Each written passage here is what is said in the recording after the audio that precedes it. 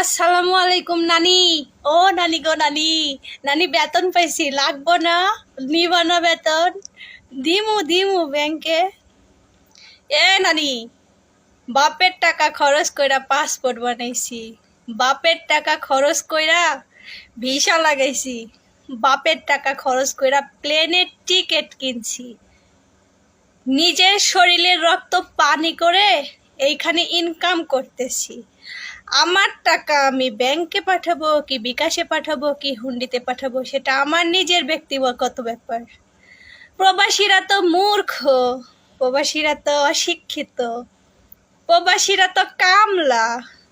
তাহলে এখন দেন মা দেন।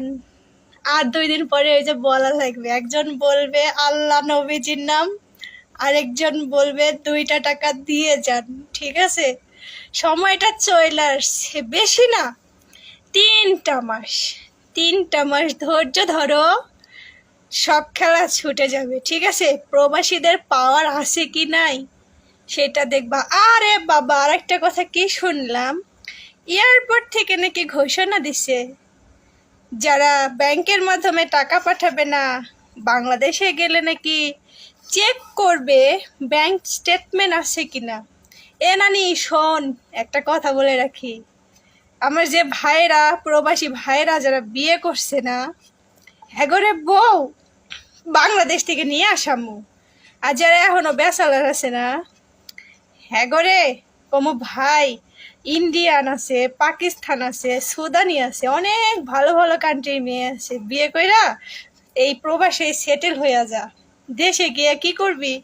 দেশে যাওয়ার দরকার নেই, দেশে গিয়া মানুষের পাচাটার থেকে প্রবাসী, এখানে প্রবাসী অনেক মেয়ে আছে, এমনকি যে যে দেশেই আছে না কেন সেই দেশেরও অনেক মেয়ে আছে বাঙালিদের বিয়ে করার জন্য দাঁড়ায় থাকে। ঠিক আছে, ভাইদের বিয়ে দিমু, আর বোনদের যাদের বিয়ে হয়নি তাদের বিয়ে দিমু, যাদের বিয়ে হয়েছে তাকে জামাই নিয়ে আমু।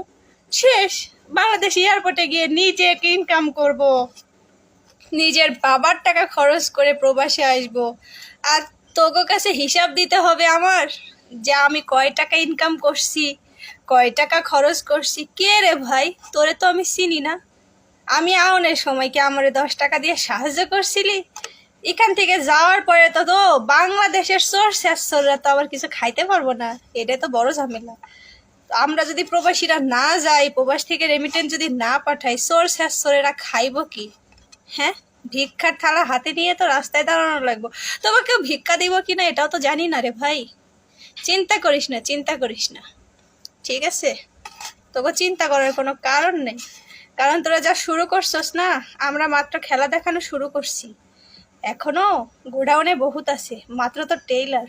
ওয়েট কর, ওয়েট কর, ঠিক আছে? প্রবাসীদের ন্যায্য দাবি যদি না দিস না, তাহলে ওই 2 দিন পরে আল্লাহ নবীজির নাম 2টা টাকা খয়রাত কইরা যান, এই কথাটা বলায়া প্রত্যেকজনকে রাস্তায় নামানোর দায়িত্ব না হয় আমরা প্রবাসী না নিলাম। ভালো থাক সবাই, তোকে লাগে আল্লাহর কাছে দোয়া করি। হ্যাঁ, তোরা ভালো থাক, আল্লাহ তোকে সুবুদ্ধি দিক।